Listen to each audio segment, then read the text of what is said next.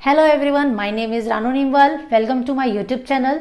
सो आज का ये वीडियो आपके लिए बहुत इंपॉर्टेंट है क्योंकि यहाँ पर मैं आपको एक्सप्लेन करूँगी general rules for UPSC nomenclature. Start करते हैं। तो जब भी आप किसी ऑर्गेनिक कंपाउंड की नेमिंग करते हैं तो वहाँ पर आपको ये तीन चीज़ें मेंशन करनी पड़ती है, एक तो वर्ड रूट, सफिक्स और प्रीफिक्स। अब ये क्या होते हैं मैं आपको एक एक करके एक्सप्लेन कर देती हूँ। तो सबसे पहले हम यहाँ पे देखेंगे वर्ड रूट। तो वर्ड रूट क्या है? The number of carbon atom present in the chain. तो आपको क्या करना है, जो भी आप चेन सेलेक्ट करेंगे वहाँ पे सिर्फ आपको कार्बन देखने और कार्बन के अकॉर्डिंग ही आपको वर्ड रूट वहाँ पे मेंशन करना है। अगर एक कार्बन होगा तो उसके लिए वर्ड रूट मिथ, 2 कार्बन के लिए इथ, 3 कार्बन के लिए प्रॉप, 4 के लिए ब्यूट, 5 के लिए पेंट, 6 के लिए हेक्स, 7 के लिए हेप्ट, 8 के लिए ऑक्ट, 9 के लिए नॉन, 10 के लिए डेक और 11 के लिए अनडेक। तो इतना जो है आपको याद रखना है, ये सफिशिएंट है। उसके बाद में यहाँ पर नेक्स्ट जो है वो सफिक्स है।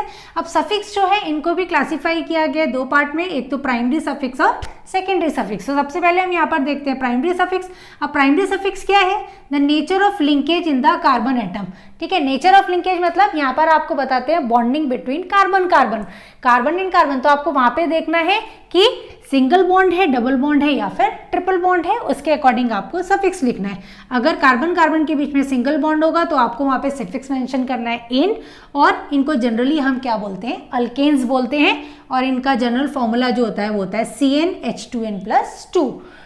उसके बाद में अगर कार्बन कार्बन में डबल बॉन्ड है तो वहाँ पे आपको सफिक्स यूज करना है इन, और इनको जनरली हम अल्कीन्स बोलते हैं। और इनका जनरल नेम हो जाता है जनरल फॉर्मूला है CnH2n। And the last one is carbon carbon के बीच में ट्रिपल बॉन्ड्स। और जब ट्रिपल बॉन्ड्स होते हैं तो यहाँ पर आपको सफिक्स यूज करना है आइन, और इनको जनरली हम क्या बोलते हैं? अल्काइंस। और इनका जनरल फॉर्मूला होता है CnH2n-2। अब ये n यहाँ पर क्या रिप्रेजेंट करते हैं? Number of carbon. एग्जाम्पल देखें तो सपोज अगर आपके पास ये एक चेन है जिसमें 3 कार्बन है और आपको यहाँ पर क्या करना है? इसकी नेमिंग करनी है। तो सबसे पहले आप क्या देखेंगे? 3 कार्बन है तो उसके लिए आप वर्ड रूट क्या यूज करेंगे? प्रॉप। तो ये हो जाएगा, आप लिख देंगे प्रॉप। अब उसके बाद में यहाँ पे सिंगल बॉन्ड है तो सफिक्स यहाँ पर क्या हो जाएगा? एन। तो ये क्या हो जाएगा? प्रोपेन। ओके। इसी तरह से अगर मैं आपको डबल बॉन्ड मेंशन करके बताऊं, ये देखिए, ये हमने एक चेन सेलेक्ट की और इसमें हमने क्या देखा? 4 कार्बन है। तो 4 कार्बन है तो उसके लिए आप वर्ड रूट क्या यूज करेंगे? ब्यूट। और अब कार्बन कार्बन के बीच में डबल बॉन्ड्स है तो डबल बॉन्ड्स के लिए हम यहाँ पे क्या यूज करते हैं? इन यूज करेंगे सफिक्स। और आपको क्या देखना है? अब वो डबल बॉन्ड कौन से कार्बन से स्टार्ट हो रहा है? फर्स्ट से। तो ये हो जाएगा ब्यूट 1 इन। और अगर ट्रिपल बॉन्ड होता तो ये हो जाता ब्यूट 1 आइन। तो इस तरह से आपको क्या करना है? चेन देखनी है और उस चेन में कितने कार्बन है उसके अकॉर्डिंग आप वर्ड रूट यूज करेंगे। और फिर आपको बॉन्डिंग देखनी है, सिंगल बॉन्ड है तो उसके लिए एन सफिक्स, डबल बॉन्ड है तो इन, और ट्रिपल बॉन्ड के लिए आइन। ओके। इसके बाद मैं आपको एक्सप्लेन करती हूँ सेकेंडरी सफिक्स क्या होते हैं। और इससे पहले मैंने आपको एक्सप्लेन किए थे कि प्राइमरी सफिक्स क्या होते हैं। तो प्राइमरी सफिक्स में हमने क्या देखा था? Bonding between carbon and carbon, और उसके अकॉर्डिंग हमने सफिक्स यूज किए थे। अब सेकेंडरी सफिक्स क्या है? ये it indicate function group in the organic compound. तो ये आपको क्या बताता है? फंक्शन ग्रुप के बारे में बताता है। अब यहाँ पर डिफरेंट फंक्शन ग्रुप्स है और उसके अकॉर्डिंग हमें कौन सा सफिक्स यूज करना है वो हम देख लेते हैं। अगर एल्कोहल है तो एल्कोहल जो है वो आपको कैसे समझ में आएगा कि आपको वहाँ पे देखना है फंक्शन ग्रुप क्या होगा? OH। और अगर है तो वहाँ पे आपको सेकेंडरी सफिक्स क्या यूज करना है? All, OL। अगर एल्डिहाइड होगा तो वो आपको कैसे दिखेगा? आपको वहाँ पे फंक्शन ग्रुप दिखेगा CHO। तो उससे आप आइडेंटिफाई कर पाएंगे और वहाँ पे हम सफिक्स यूज करेंगे आल, AL। दोनों में थोड़ा सा कंफ्यूजन होता है, एल्कोहल में ऑल यूज करना है और एल्डिहाइड में आल, AL। कीटोन आप हमेशा देखेंगे तो कीटोन जो है वो आपको हमेशा सेंटर में दिखेगा कहीं भी। ओके। और उसके दोनों तरफ कोई अल्काइल ग्रुप लगे होंगे और वहाँ पर आपको सेकेंडरी सफिक्स यूज करना है 1।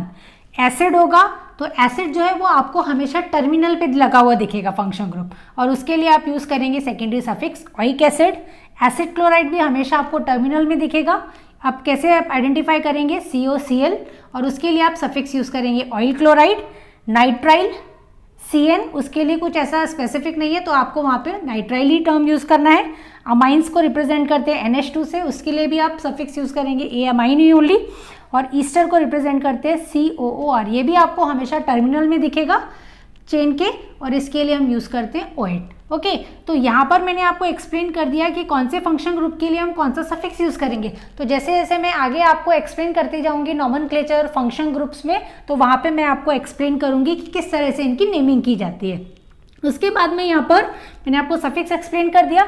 अब सफिक्स के बाद में यहाँ पे नेक्स्ट जो आते हैं प्रीफिक्स। अब प्रीफिक्स जो है इनको भी क्लासिफाई किया गया है दो पार्ट्स में, एक तो प्राइमरी प्रीफिक्स और दूसरा है सेकेंडरी प्रीफिक्स। अब प्राइमरी प्रीफिक्स क्या है, वहां पर हम यूज करते हैं साइक्लो, मतलब कि वहां पर हम ये डिफरेंशिएट करते हैं whether the compound is cyclic और असाइक्लिक। ठीक है, अगर साइक्लिक होगा, सपोज जैसे यहाँ पे देख लो, अगर आपको यहाँ पे इस तरह से कोई स्ट्रक्चर मिल गया तो ये क्या हो जाएगा, इसको हम क्या बोलेंगे, अब 3 कार्बन है तो 3 कार्बन के लिए हम क्या यूज करते हैं, प्रोप।